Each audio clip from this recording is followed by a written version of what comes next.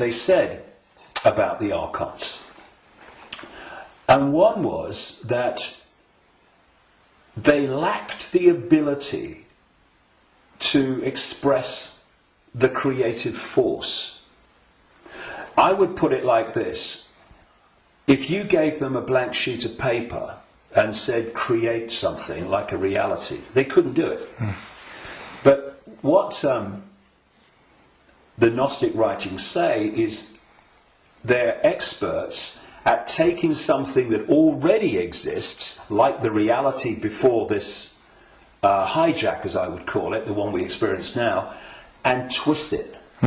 They piggyback something already created and twist it. Something else, they said the Archons did. And you know, you're going back to something that's been estimated, I think, around 400 AD, these writings were buried. And that is that the Archons parasite off everything. They parasite off human society in many, many different forms. And I read this stuff and I'm going, whoa, this is my own books over the years found in a jar in Egypt.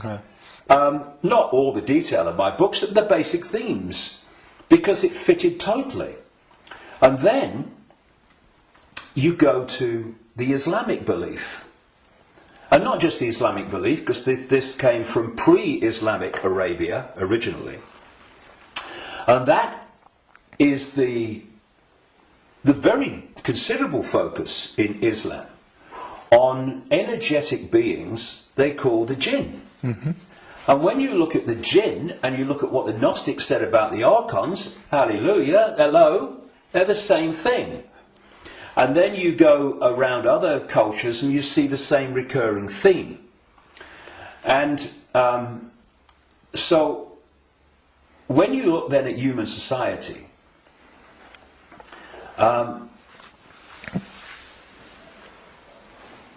who creates? What is the creative force within human society? Humans. Should be.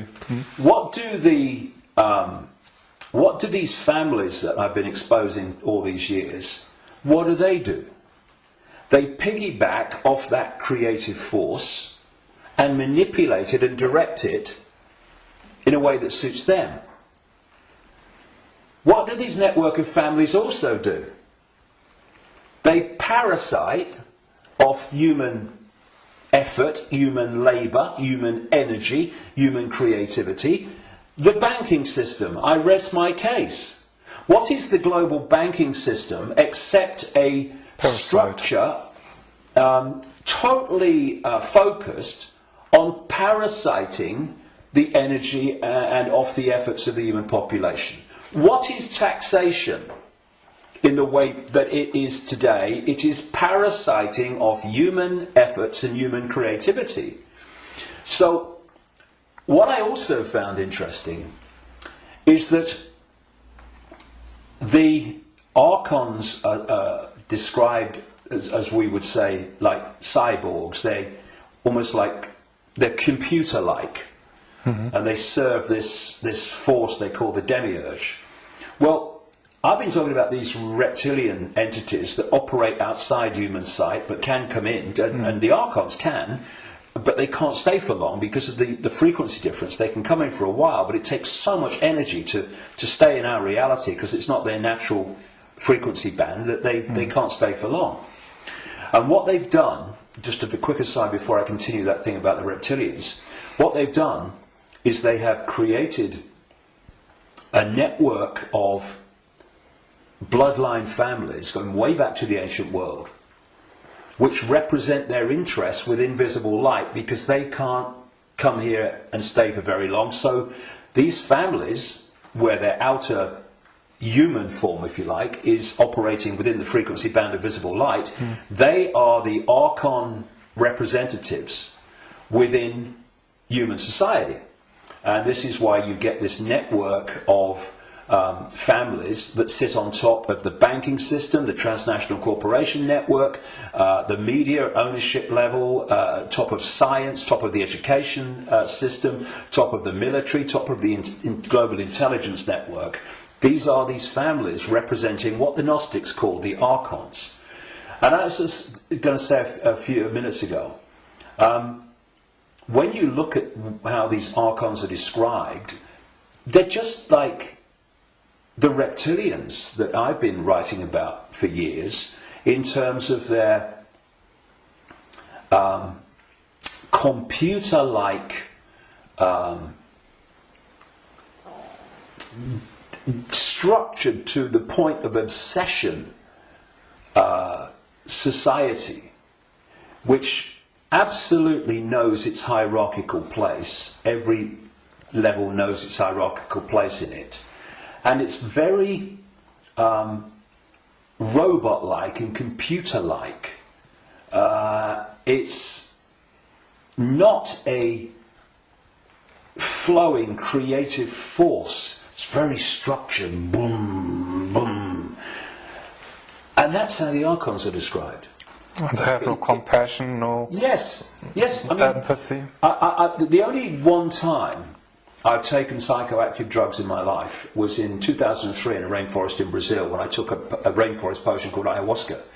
And I went into, I had an amazing time. Some people have bad time on it. And for 5 hours, this voice, so strong when I went into an altered state of perception, talked to me so loudly and so powerful about the illusory nature of reality for 5 hours. And when I came back, and because I had instant memory of all of it, when I came back and checked it all out, you could see very quickly that mainstream science, in all its different disciplines, has shown that what I was told that night is true, but because the disciplines are kept apart and war with each other for funding and precedence, that the dots never get put together, because they're not meant to. We're not supposed to know what reality we are experiencing. It gives us too much power once we know. And this voice said to me at one point, about when he's talking about the computer-like nature of these manipulators, if you programmed a computer to abuse a child, would the computer have any problem with it? No. Why? Because it would just decode the data and act in line with the data, the software program. And this reptilian force is very much like that. Very structured, very predictable. And interestingly, because most people don't realise this, but one of the most important parts of the human brain in terms of human behaviour and response and reaction to situations is called the reptilian brain, or the R complex. And when you look at the traits of the reptilian brain within the human brain, of course other parts of the brain balance that out, or should do, but when you have more reptilian genetics, those traits of the reptilian brain are obviously more extreme and more pronounced. And one of this is mainstream science, one of the key traits of the reptilian brain is obsessive ritualistic behaviour. And what is ritualistic behaviour? It's following the same pattern, day after day, week after week, repeating repetitious behaviour.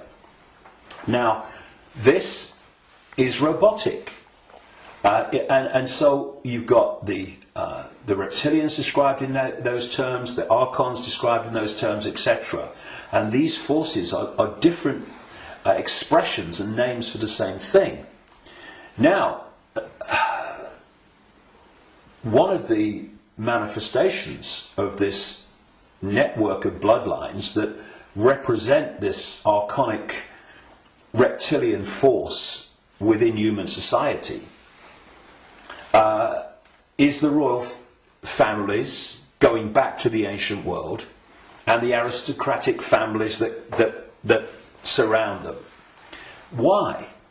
Because where did the idea that certain bloodlines should be king or queen of a people, and you have this hierarchy, because this is the other thing about reptilian genetics and the reptilian brain, it's obsessed with hierarchical structures of power. Look at our world.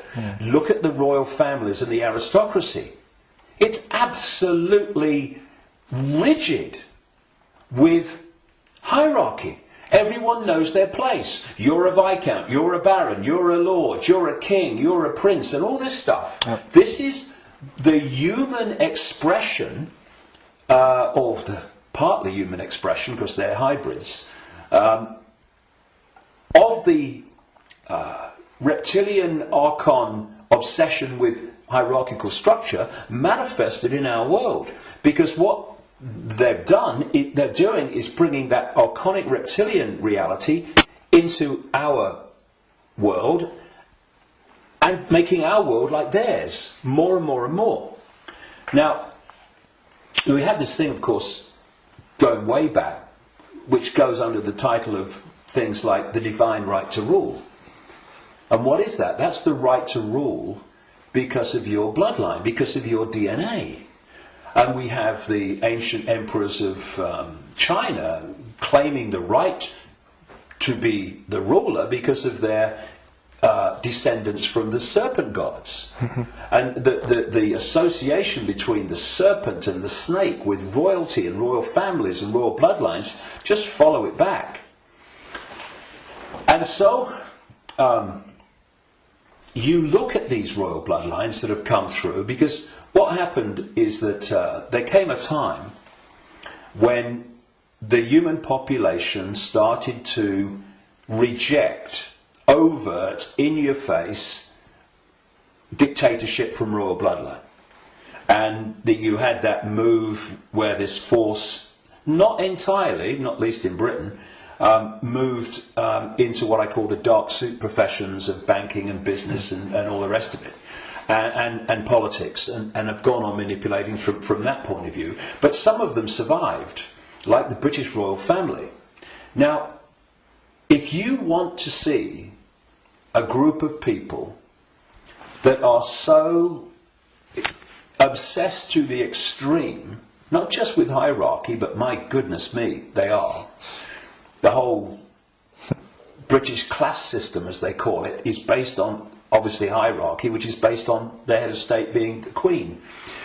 But you want to see a group of people who are obsessed with ritualistic behaviour, look at the royal family. She goes to the same palace at Christmas. She goes to the same palace in the summer. She goes to the same palace in the spring, and so on. And if you look at the royal year, it's ritualistic. It's a hamster's wheel, repeating.